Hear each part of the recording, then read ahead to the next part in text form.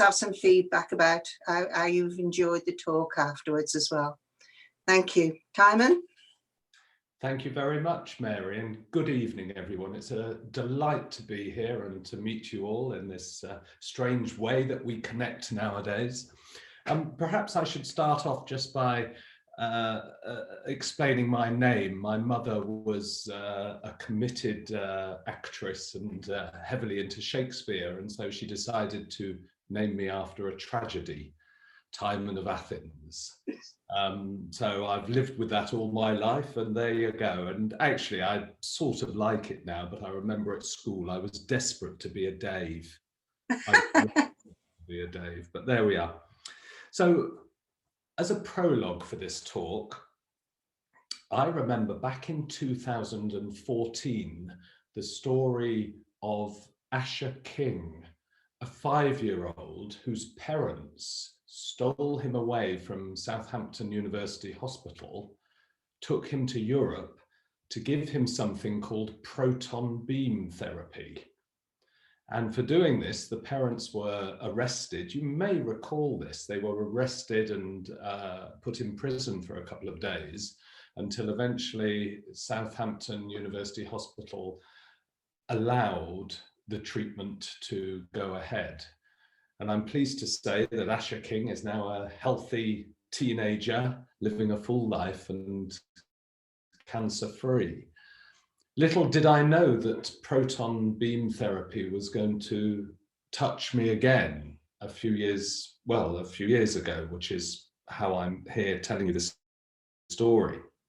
So what I'd like to do and share with you this evening is my journey to diagnosis, the dilemmas that I faced, and the piece of luck that I had, and then tell you about the decision I made, the treatment that I had. I'd like to take you through that, and the outcomes, of course, and that this initiative that I've set up, Men Are Talking, and the reasoning behind that. I would like to just share that with you.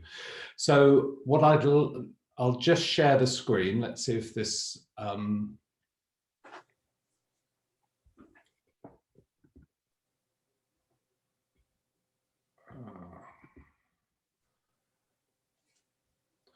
no, that's 2 seconds.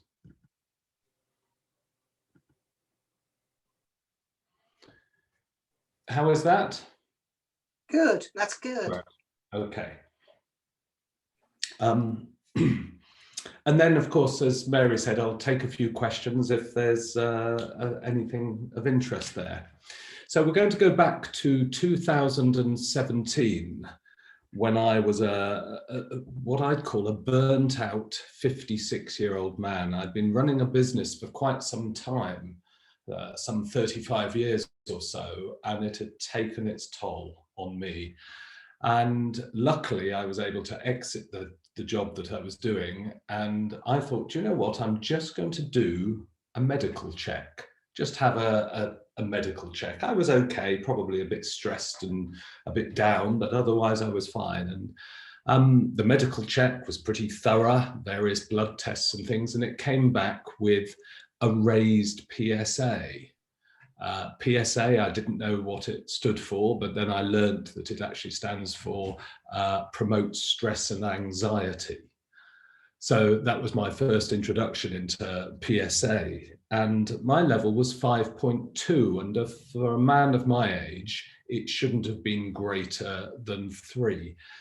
I have to say I didn't really know anything about this at all. I didn't know anything about prostate cancer, but then I did recall that my father in his 80s had prostate cancer. He died in his 90s from something else, but it sort of connected up a bit there.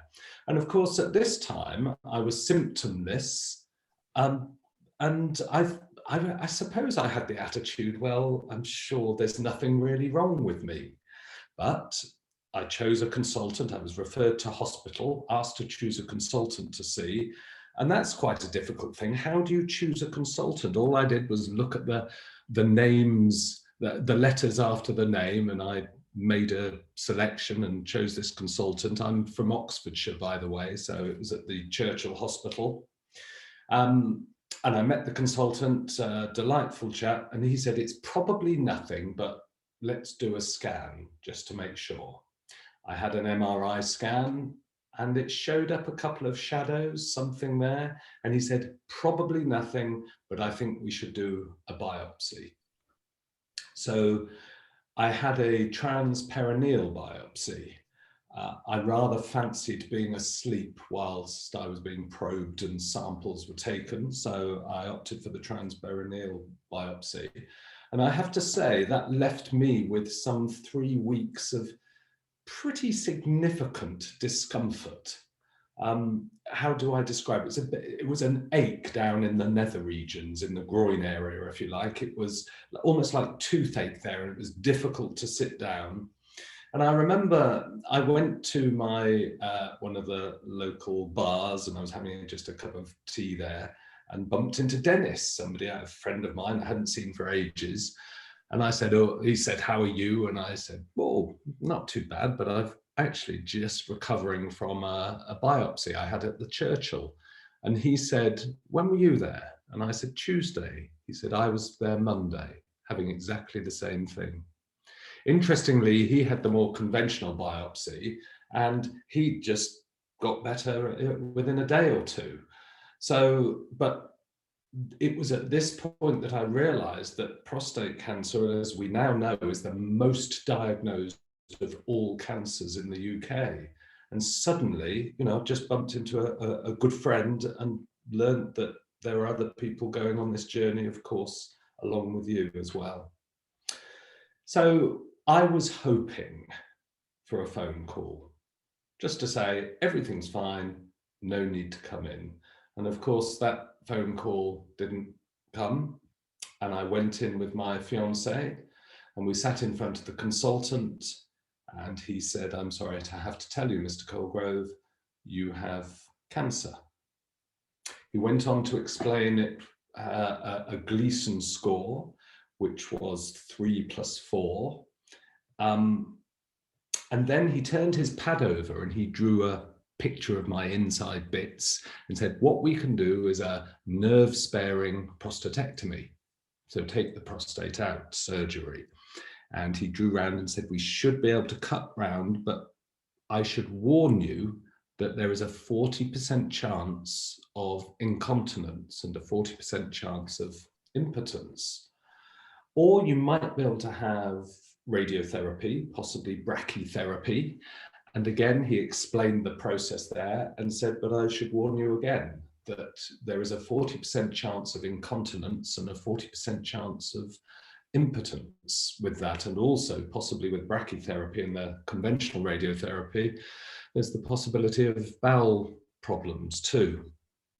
And he said, well, don't decide now, maybe take a few months to think about it and then let me know and come back and we'll talk about your decision.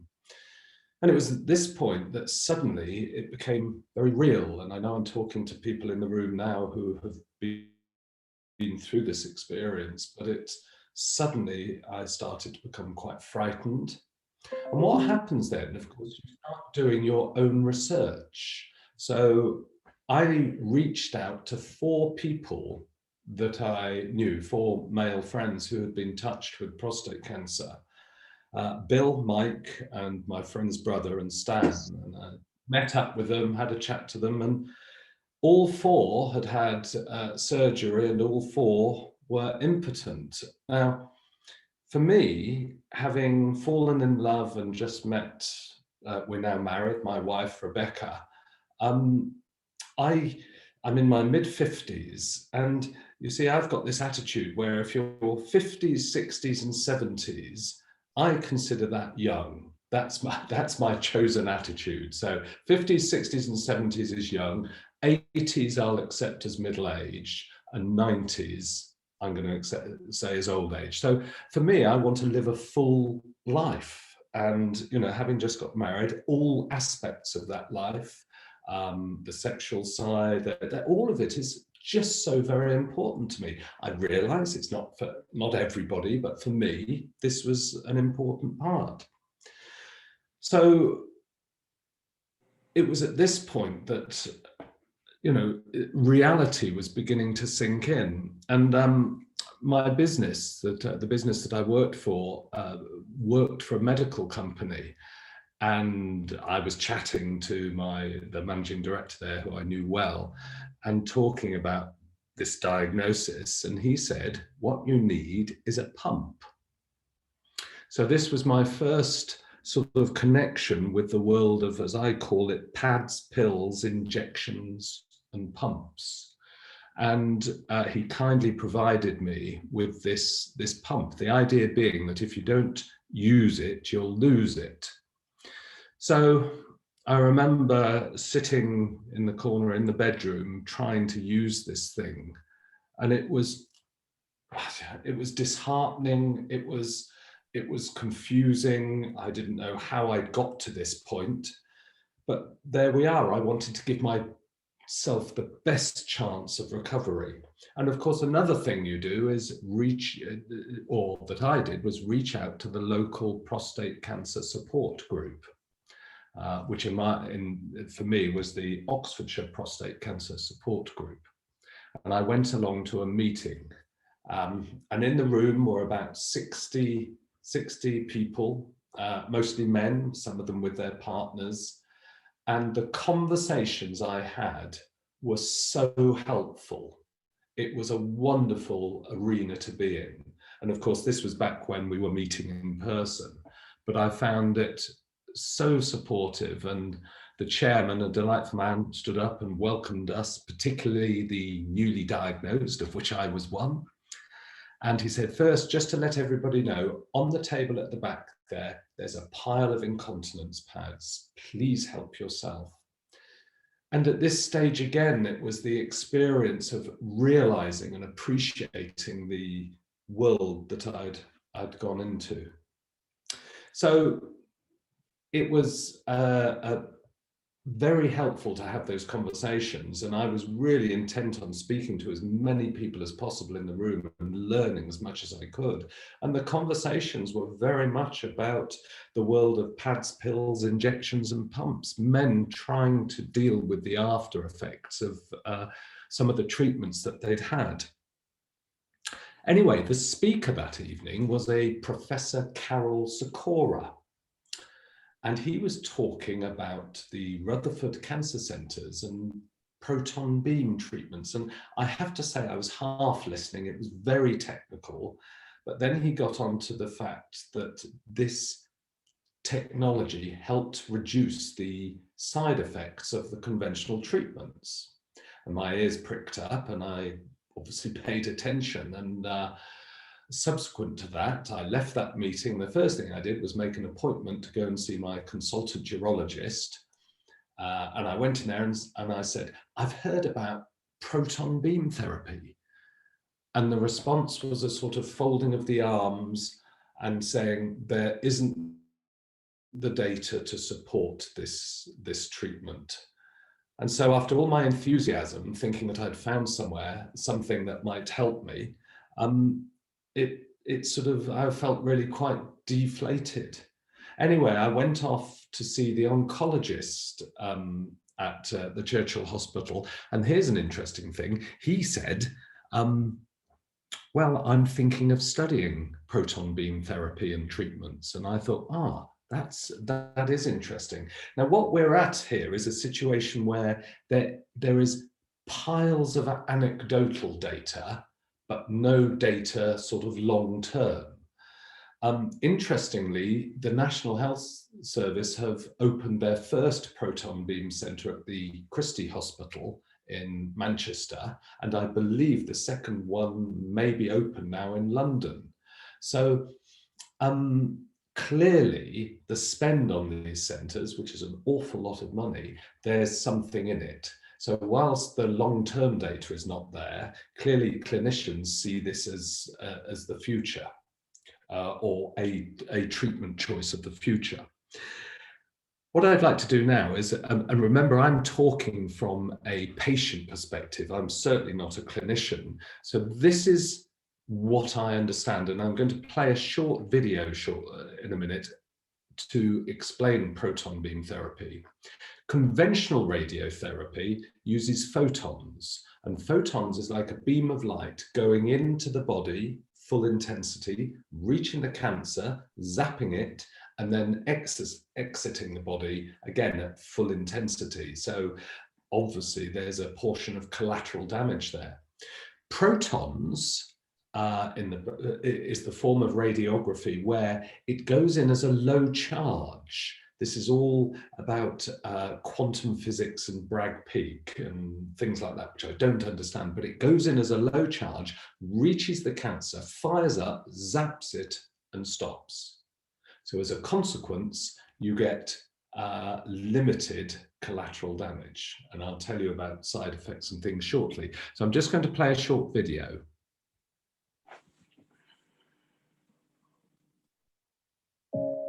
Today, there are three main types of treatment to fight cancer: surgery, chemotherapy, and radiotherapy. Unlike traditional radiotherapy that uses photons to irradiate and kill tumor cells, proton therapy is an advanced form of treatment using protons.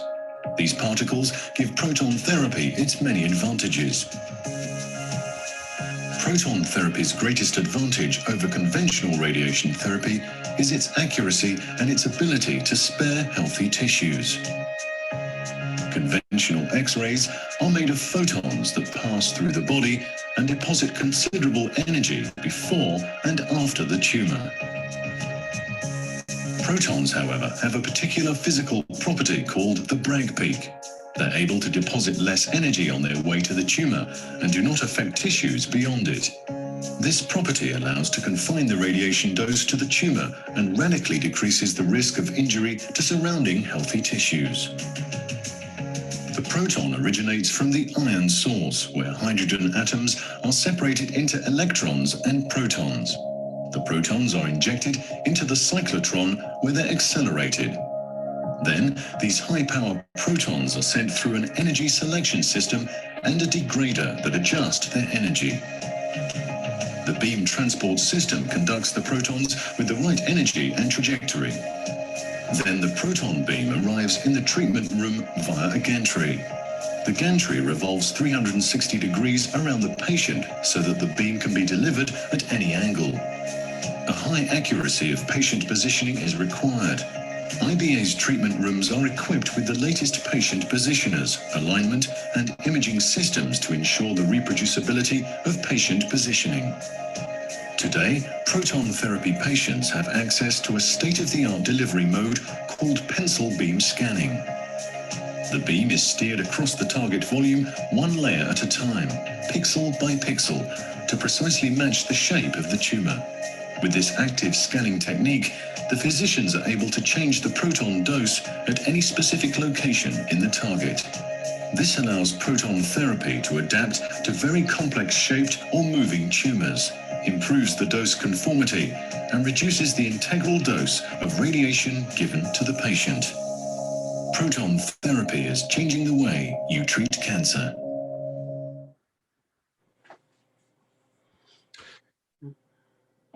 So I decided after my research to go for proton beam therapy. And as a consequence, I became one of the first men in the UK to have treatment at the first UK centre, which was in Newport in Wales.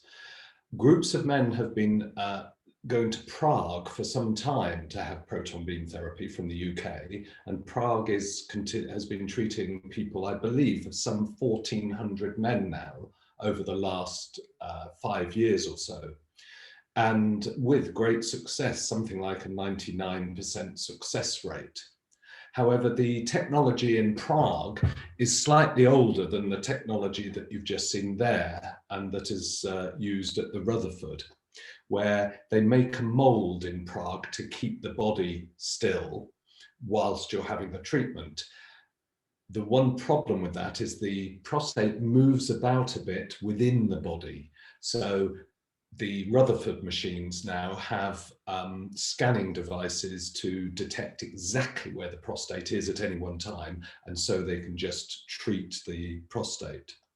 So my treatment kicked off with 1.5 doses of hormone therapy. arguably, possibly the worst part of my treatment. The hormone therapy hit me hard. And again, my fiance and I, we knew the consequences of the hormone therapy.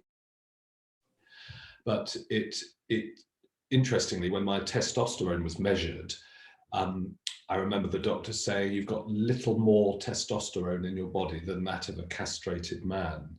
And I found I could deal with the hot flushes and things, but the taking away of my libido, my desire, my drive, just undermined my confidence. It was a difficult thing to deal with, and it took a long time, some 6 months, for things to return to normal. I also had a spacer inserted. So I had the hormone therapy, the first in July and the second in August. In September, I went in for a night's stay in a hospital and had a spacer, a balloon inserted, which is they access from between the legs, and it's a spacer, a degradable spacer that goes between the prostate and the rectum, designed to keep the prostate away, to make it from other parts of the body, to make it easier to target. So, and that, after about 6 months, just is absorbed by the body. And the only evidence I had of that was just a couple of stitches between the legs. So I had that in September, and then in November, my fiance and I, we moved to Wales. We took an Airbnb, and I had a series of 20 fractions.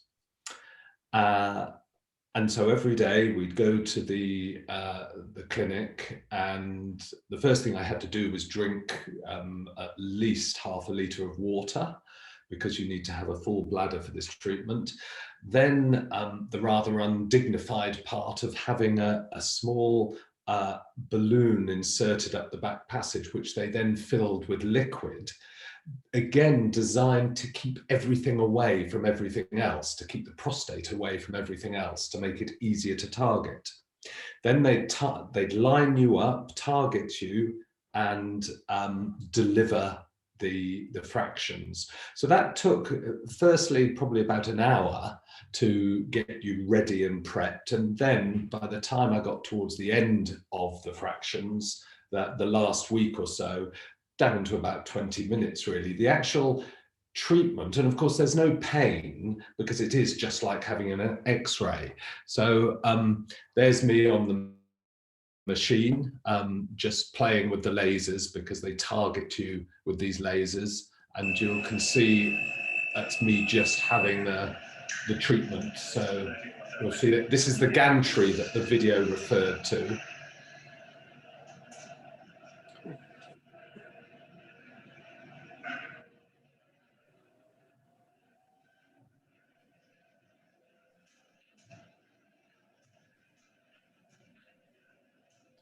Really is quite space age technology.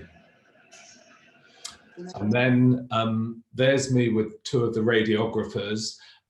On the screen there is my sort of inside bits, which and how they showed me how they map just slightly outside the prostate, a millimeter or so, to make sure they capture any rogue cells. And what they do is deliver an equal dose to the whole of the prostate. So that because I think they found, when they took samples, they found my cancer dotted around the prostate, the whole of the prostate was treated. And then that's me with radiographer and Dr. Jason Lester, just having a review, a regular review through the treatment process. So I had those 20 fractions. The only side effect I had from the treatment was in the last week or so of treatment, so the last 5 fractions, traditionally, I can hold, back in my beer drinking days, I could certainly hold 3 or 4 pints without needing to go to the loo. But for a change, this the treatment had inflamed the urethra, which of course the prostate surrounds, and consequently, anywhere we went, I needed to know where the restrooms were. So that was a new experience for me, having to dash to the loo occasionally. And that lasted about 10 days or so. And then things returned to normal. So what are the outcomes of that? We're now coming up to 2.5 years following my treatment. And I'm pleased to say, you can see there that the prostate measurements going up from really May. It's in 2014 it started to increase. You can see the 5.4 or so, which was the highest level, and how it's dropped right back down. And also there's the testosterone level, which took some time to sort of kick back in, but it came back to normal. So, and there's me ringing the bell to finish my treatments. And now it's just a question of monitoring and keeping an eye. And that's really just with the measuring the PSA. So this thing about proton beam therapy and the fact that I said the piece of luck that I had, I stumbled across it just by luckily attending that meeting of the Oxfordshire Prostate Cancer Support Group. So I've made it my business to spread the word, and most people that I meet who have had proton beam therapy or are considering it have just stumbled across it.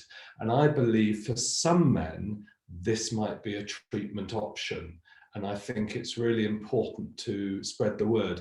Unfortunately, the National Health Service do not have the capacity to treat prostate cancer at this time, because the conventional treatments do work, yes, but there is that concern at what cost. You look on the Facebook group here of Prostate Cancer UK Support Group, and it's full of stories of men who have lost their virility and are devastated by it. And some of them may have been able to have an alternative treatment, the proton beam therapy. The National Health are saving the their proton beam facility for younger people, because of course, zapping people with these protons or photons can be very harmful. And also for those difficult to reach cancers, brain, lung, spinal cancers, those sorts of things. So that's where it's at. So I'm just hoping that by this initiative, we're spreading the word that there may be an alternative for some, hence my men are talking. I mentioned Dennis, and to finish off with the friend, he opted to go for proton beam therapy too. Dennis is a little older than me, he's 70 now, and he is in good spirits too. So to finish off with, before we go to questions, the Rutherford, forgive me, this is a little bit corporate, a bit businesslike, but they made a short video of us and our stories. Timon and I have known each other for many years. Timon's company started doing the printing for my company. It was kind of a business thing, but we all know each other. We all live in the same town. One of the things I decided to do, because I hadn't done it for a few years, was to have a full body medical check. Despite having no symptoms whatsoever, somebody sits in front of you and says, "I'm sorry to tell you, Mr. Colegrove, that you have prostate cancer." So do you remember when I came into the King's? Yeah.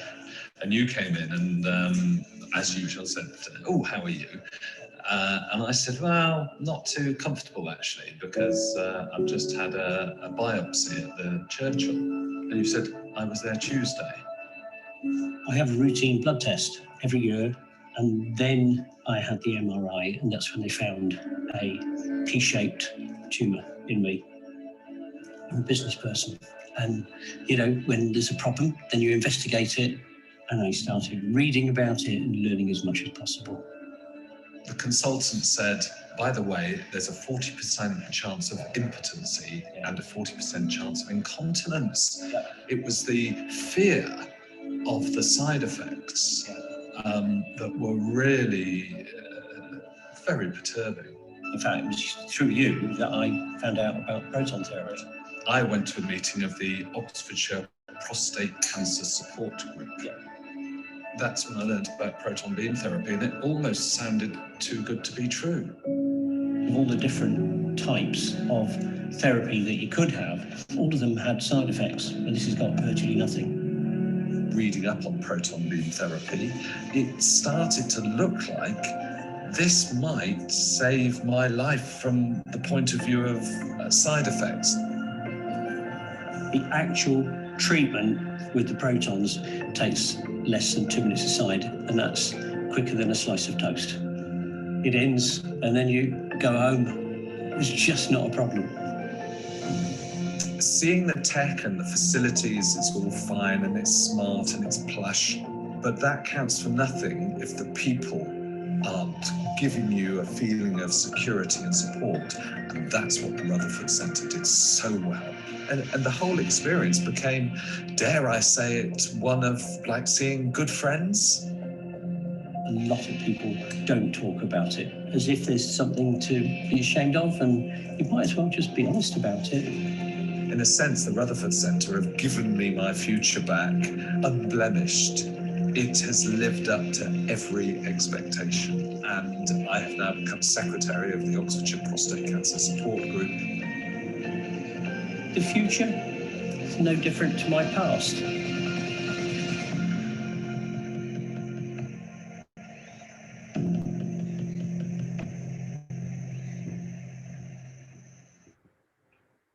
So there we are, Mary. That's my story. Very good. Right. Has everybody been unmuted, Daniel? I'm probably still muted. Hello, Daniel. Just unmuting everyone now for you. Okay, thank you.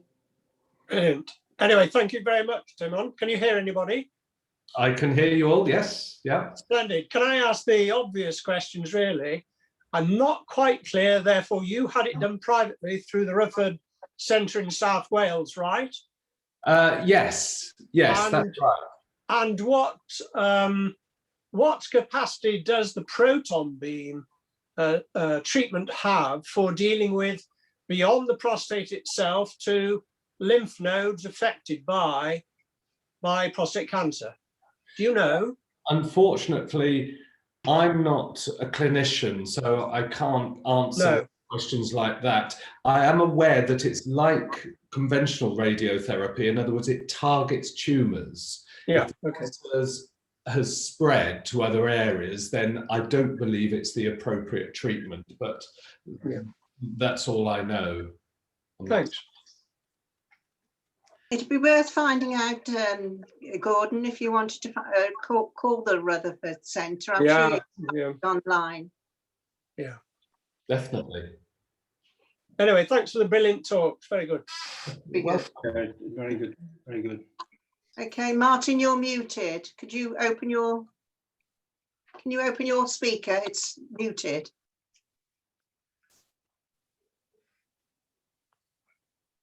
Martin, can you unmute? No. How am I now? Yeah. That's Right. Okay. Can I just ask another question? Obviously, we know that Timon went privately. Can I ask, without being too nosy and rude, was it expensive? Yes, of course. It's an important question.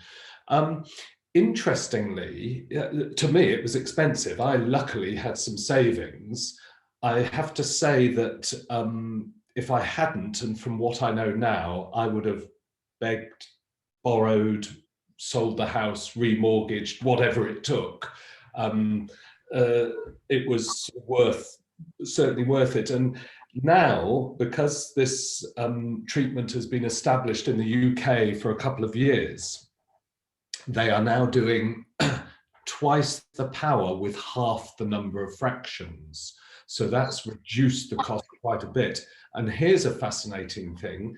The theory, with the current equipment that they've got, the theory exists that they might be able to do something called flash proton beam therapy, one treatment. Go in, one zap, sorted. You know, it's so exciting technology for the future. But as for now, I would have had 10 fractions instead of 20 fractions. And of course, it varies from patient to patient. And so how I like to respond is say it's about the cost of a new medium-sized family car. So what could that be? Anything from £25,000 to, I don't know, 35,000, maybe 40,000. It depends on the individual. So it's expensive, very expensive equipment and technology and skills. So it's a lot of money. Yes, thank you. That's a bit of a shock. Yes.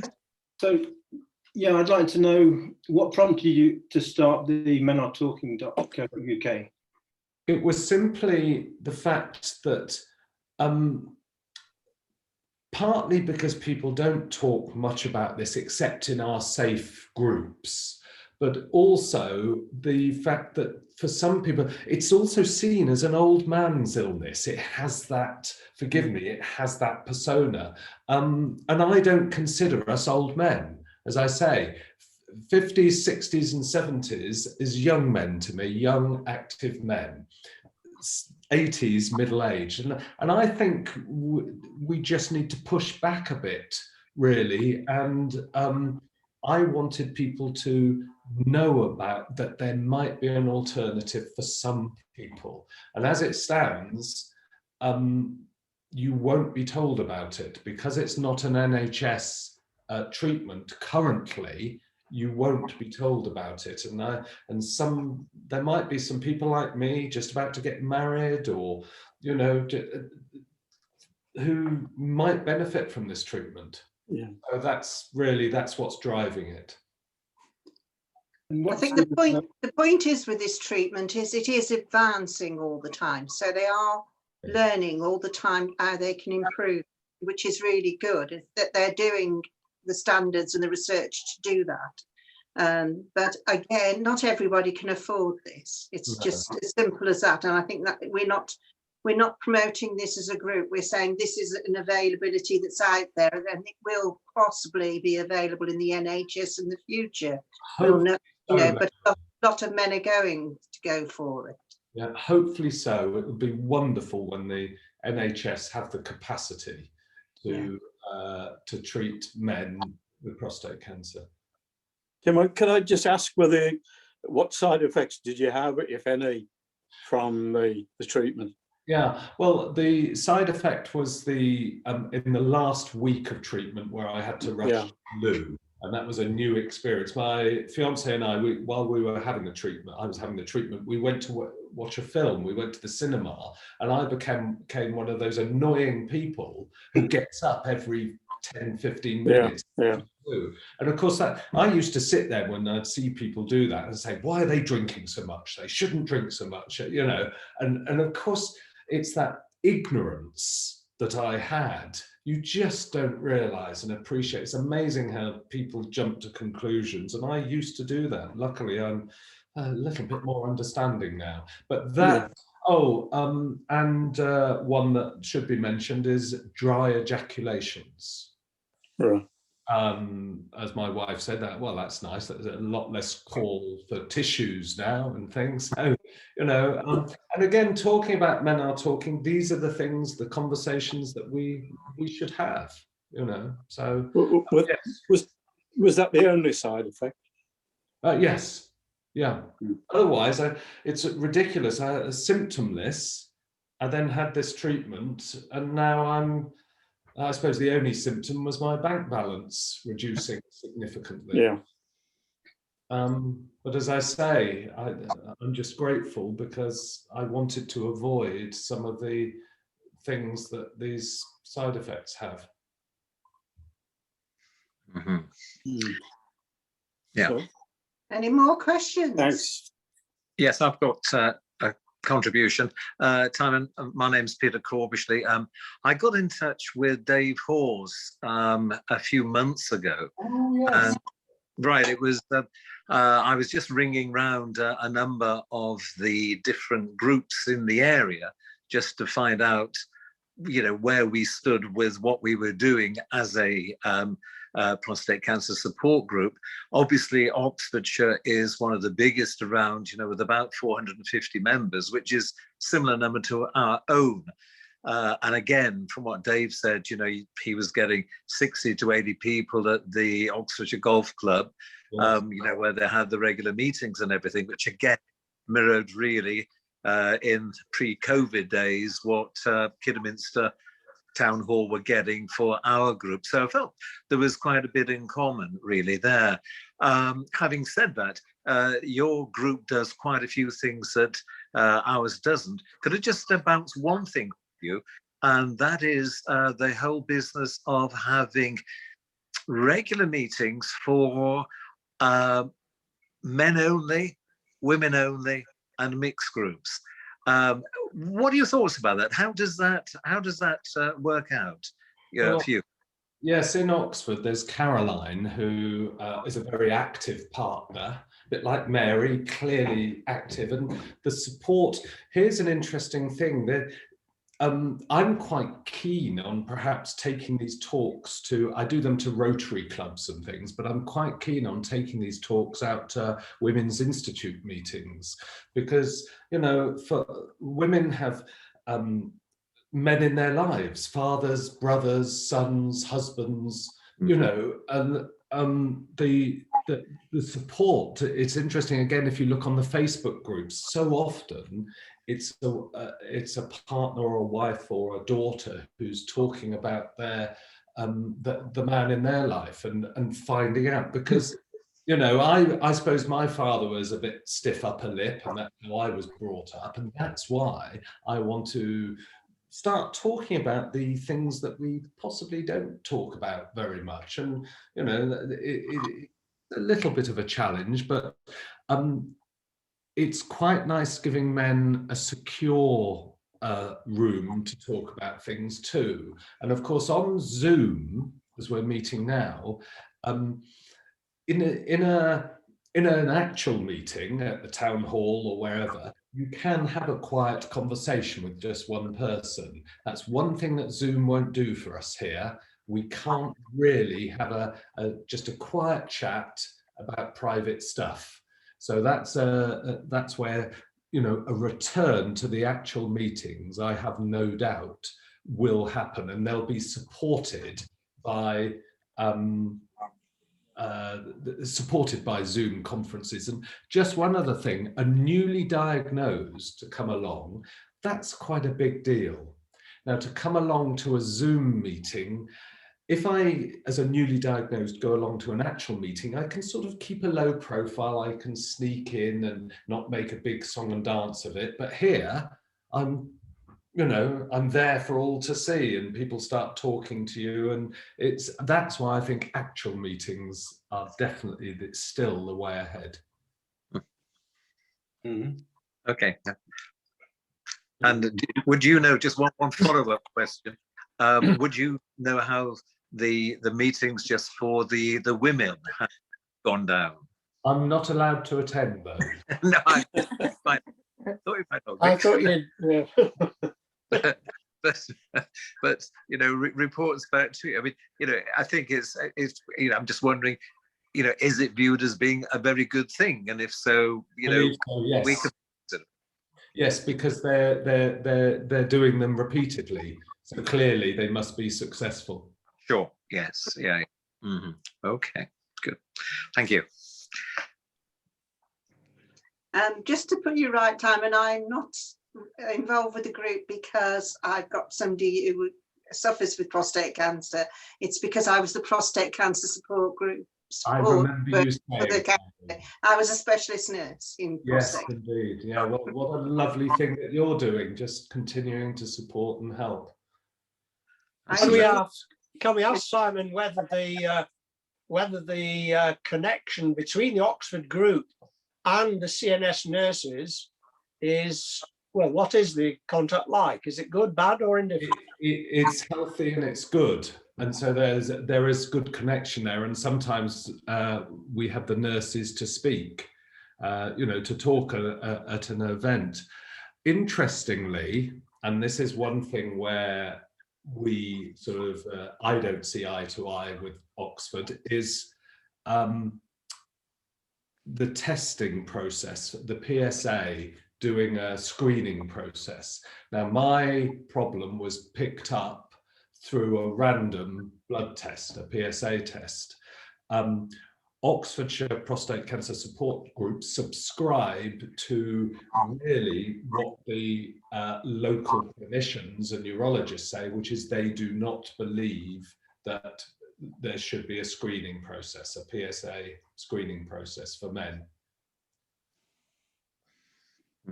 Yes, quite contentious, yeah. It is contentious indeed. Yeah.